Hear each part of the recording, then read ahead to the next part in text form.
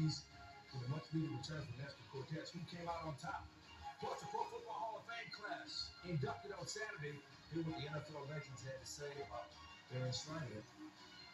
And fresh off a record 10,000-point Diana Taurasi who takes support and welcomes back Brittany Grant on Sports Center.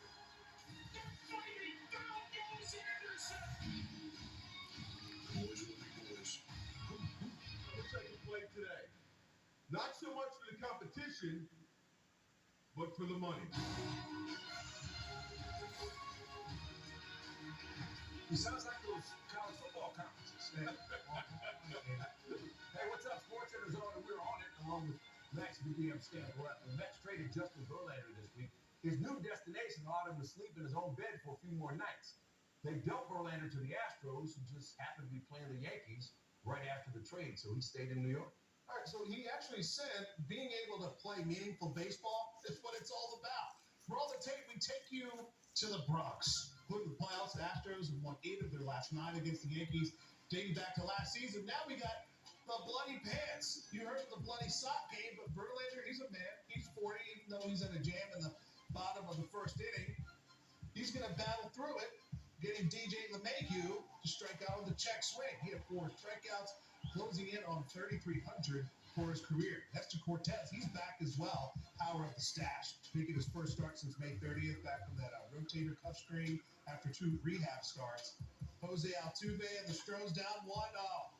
Somebody adjust the box score. We're all tied up at 1 now. And with that, Jack, Altuve is the 3rd player in franchise history of 200 home runs, 200 stolen bases, heck of a career. Let's go to the 4th. The Yankees, they didn't want to test Cortez too much. Only had 64 pitches, but those 64 were excellent. Getting Bregman to strikeout looking. Aaron Boone said Nestor Cortez was at his best Saturday. Struck out the side in the 4th to finish the day. 4 innings, season high, 8 strikeouts. Verlander still on the bump in the 5th. Started his day striking out Jake Bauers, and then Bauers gets revenge in the old second decker. He was 2 for 4. Verlander goes 7, but the Yanks get the win and spoil his first start back with Houston 3-1 victory. Yeah, man, it felt great to be back here. Felt great walking in the clubhouse, and then your team gets thrown off a bit. I had to throw the bullpen a day later and just figure all that stuff out. But throwing pitches, seeing these guys behind me making plays, felt great. Like I said before, I think fitting healthy was the #1 priority for me. And then after that, obviously, commanding and locating my pitches. But as far as today, being healthy and being able to get out of there on a good note, we'll see how I react tomorrow. But right now, I feel good.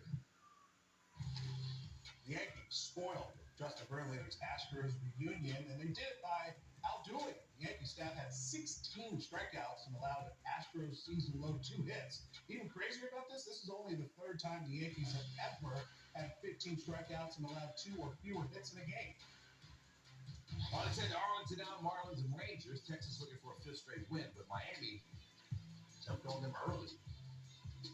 Top 3rd, Marlins up 3-0 after a Jazz Chisholm RBI single. Chisholm's going to take off for 2nd, but Austin Hedges able to throw him out. And it's going to fight. Chisholm reached for the back of his leg after the play, walking gingerly, left the game as it was a hamstring cramp. Bottom for the Marlins are up 5-0. They haven't lost since July 2021. We're leading by 5 more runs. That's 41 straight games. Robbie Grossman up, runners on the corners. Grossman leaving the yard in a hurry. First of all, since June 11th for Grossman. His 8th of the season, cuts the Rangers deficit to 5-3, just like that. Bottom 5. Same score. Corey Seager up. 1-on-1 and 1 gone. Seager was his 5th home run in his last 7 games. He got 18th of the season. Check out the Rangers dugout. It's 5 apiece. Later in the inning, Josh Young with a runner on. That one's going as well. 2-run shot. He passes Mark Teixeira for the 3rd most home runs by a rookie in Rangers history. 27 out of 134 games. Rangers lead 7-5 after being down 5. Top 9 now. Jake Berger took Chisholm's place in the lineup at bat with a runner on, and he's going deep. This 26th of the season, first home run with Miami. for the club. Marlins cut the deficit to 9-8. They came in 5-14 since the break, trying to make something happen here. Later in the inning, Marlins down to their last out. John Berkey at the plate. Marcus Semien will handle that, and the Rangers hold on to beat the Marlins 9-8. That's 5 in a row for Texas. Guardians hosting the White Sox, and we are ringing the bell on fight night. Cleveland is 2.5 back in the Central. Jose Here comes the brawl. down the right field line. Here we No go. one really cares about that. No one's going to remember. They're going to remember the next part of this play. Leg it out for a double, slides in a second. Tim Anderson applies the tag, but Ramirez says, hey, man, I really don't like this tag at all. Well, Anderson says, all right, you got a problem with it? Square up. Throws his glove down and fights on, and down goes Anderson. Big punch to the left ear of Anderson. Now everyone's rushing onto the field. They got to be separated. Of course, here's where the pushing and shoving comes in because, you know, baseball. It's all Most baseball fights just cardio, but you saw some actual punches there. Anderson has to be restrained and escorted off the field into the dugout by his teammates. We got to calm everyone down and want for cooler heads to prevail. But no, the White Sox manager, he's still yelling at the Guardians. Both teams are going at it again. Someone says something bad about someone's mom, and then all of a sudden, Eloy Jimenez gets caught up in the brawl. He comes out lifting. Look at 74. Wow. Left leg up in the air. He can't put any weight on it. Now, I should mention that Anderson posted to social media in 2012, you can't beat me up. Was that directed toward Ramirez? We don't know. 11 years of foreshadowing, possibly in the making. Andrew Vaughn's been lifting in the offseason. If I'm a catcher, I'm going out in full gear. You know, I don't blame you. face mask and everything. Face mask, exactly. Here's how it all started. As the managers talk about it, Ramirez slides in a second. After the game, Ramirez said he told Anderson he didn't like the tag. wow, you were going with the tag. I didn't see anything wrong with that. And Anderson, all right, fight me. So we're squared up and someone gets knocked out. Tom Hamilton on the call. Give it to me. Now Holsey and Anderson square up. They're fighting. They're swinging. Down goes Anderson. That's not a good look. Well, the night we get Diaz and Ball, perhaps the main card was actually Ramirez and Anderson. 6 total ejections. Chicago loses the battle but wins the war 7-4. But no one's going to remember the final score. It's always going to be about the fight. Jose Ramirez, let's hear your side. Bueno, yo entiendo que él no está respetando el juego. Vino no de ayer, sino que viene haciendo eso desde hace tiempo y se le ha hablado. O sea, yo mismo le he hablado, le he dicho a él que no puede hacer eso porque te puede lesionar a un muchacho. Aquí todo el mundo habla de un futuro, tiene familia, tú sabes, quiere mantener y todo. Y es algo que, coño, hay que cuidarse y yo entendía que lo que él hizo no está bien y también me pegó muy fuerte a mí, se lo corregí y es lo que me invitó a pelear, entonces si me invitó a pelear ya tenía que ejecutar. Obviously, in division baseball, you can't see a lot of each other. There's been a lot of mouthing between teams past few series. Bottom line, like I said, we're not playing our best baseball right now, but we're not going to get bullied by a team that's also playing less than 500 baseball. So, tempers flared, things happen, but ultimately we had a job to do, so we won't get until the marriage. So just so we're clear, so you don't fight him if they're above 500. Kopech actually gets his 5th win of the year. That's his matches a career high. That's going to be forgotten. It was fight night in the world of sports, and that was true on the diamond in Cleveland. Tim Anderson and Ramirez duking it out. Anderson landing more blows, but the real winner was that right hook from Ramirez that led to the all-important knockdown. The Pro Football Hall of Fame welcomed its newest class at the annual induction ceremony in Canton, Ohio on Saturday. Let's take a look at the honorees. Our first stop, Revis Island. Darrelle Revis, first ballot selection, 4-time first-team All-Pro during his 11-year career. Played with the Jets, Bucks, Chiefs, and Patriots. And Revis handled his money. Rodney Barber gets the call after his 16-year career, all with the Buccaneers. Barber, the franchise leader in interceptions with 47 during his career, was a key member of the 2002 championship team for Tampa Bay. Next up, Joe Thomas, six-time All-Pro. He played 10,363 consecutive snaps, an unofficial NFL record. He was the first offensive lineman in NFL history with 10 straight Pro Bowls to begin his career. DeMarcus Ware is in after his 12-year career with the Cowboys and Broncos. He's the Cowboys' all-time leader in sacks. He was key to the Broncos' Super Bowl 50 win. He had 2 sacks in that victory. And linebacker Zach Thomas gets in after his decorated career with the Dolphins and Cowboys. He led the NFL in total tackles from 1996 to 2008, and he was a 5-time first-team All-Pro. The other inductees are FAMU and Bengals legend Ken Riley, who had 65 career interceptions. Joe Klecko was a key member of the New York Sack Exchange. Super Bowl champion linebacker Chuck Howley also made it.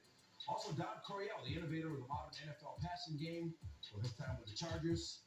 Now let's hear from the new Hall of Famers. Now, one question before we get rolling. Are you ready over here? Are you ready in the middle? Are you ready over here? Are you ready? Are you ready up top there? I got one question. Are you ready for some football? I learned how to dream big by watching you, Mark. You showed me how to serve and smile through anything. I didn't get the chance to play with this guy named Deion Sanders, but he was a prototype for me. What Jordan is to Kobe is prime to Reeves' eye. Since Dad can't be here today, and I hope he's watching on television, I'd like to ask that we all give Dad a shout out. And so on the count of 3, we're going to yell, "Hello, Chuck." 1, 2, 3. Hello, Chuck! All you need is one chance, and Jimmy gave that to me. I was a kid who didn't look the part, and I was 154th draft pick. Thank you, Jimmy, for believing in me and giving me that ticket. Bravo on this bus, Blair. I mean, you did a fantastic job not making me look like him. And even though he never played defense until they drafted him, my father, Ken Riley, ended his career as the number 4 all-time interception leader. Today, 40 years later, he's still tied for number 5. My best friends growing up, Steve Johnson, you always kept me humble. You beat me out my senior year of high school for the offensive lineman of the year in the Greater Metro Conference. I guess I was just a harder worker than you in college because you ended up being a long snapper, and I'm standing up here with a gold jacket. John Longmore had a long book, but $100. I will cry. I bet him $100. So we're gonna find out here real quick. Ladies and gentlemen, Eric Coryell has landed in Canton. All right, never too early to look ahead to next year. Here are the players who are eligible for the Pro Football Hall of Fame for the first time. Some of them notables: 9-time Pro Bowler Julius Peppers, 3-time All-Pro Antonio Gates, and former #1 overall pick Andrew Luck will have an interesting case to be made for induction. As the years have gone by, I have to keep reminding myself that you do something you love. It's not a job, it's not work, it's just your passion. Tarasi, 3. He is one of one. Tarasi is now earning his first 10,000 points career. His 10,000 back on the grind. Diana Taurasi also gets Brittany Griner back after missing 3 games for focusing on her mental health. Of course, we know Taurasi is coming off scoring her 10,000th point Thursday night. Early in the second quarter, Mariah Jefferson's shot wasn't falling, so why not give it up to Taurasi? She had 6 assists, and just over a minute later, Mercury up a bucket. Sophie Cunningham finds Griner. Open jumper. Nice little pick and roll action there. Late in the second, Jay Petty taking an elbow to the head from Jordan Horston, and she does not get up. Dan's hoping that she's okay. The Mercury will surround her with towels. As she's on the floor, she would eventually have to be stretchered off the floor. The Mercury did report she has movement in her limbs and will be further evaluated at the hospital. Mercury had a 9-point lead in the half. 6 minutes to play in the fourth. Jewel Lloyd, she's been carrying the Storm so far. They only have 6 wins on their season so far. It's been an absolute nightmare. Griner backing down and M1. She had 22. A minute to play, same score, 89-87. Lloyd get the pass with Sammy Whitcomb. Is the bank open? Well, she called it, probably. Lloyd had 32, and then Whitcomb stepped back. At the three again. The Storm get a huge win, 97-91. For more perspective on Jewel Wood, she was the All-Star Game MVP, and she's kept that same energy all season long.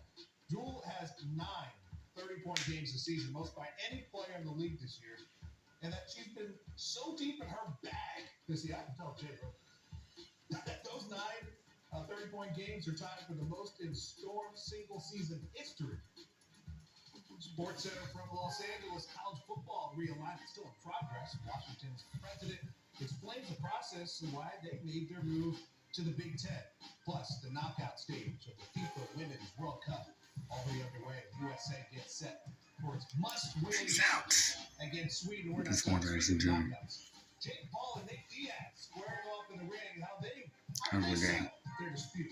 Someone's getting punched in the face. It's Fight Night on Sports Center.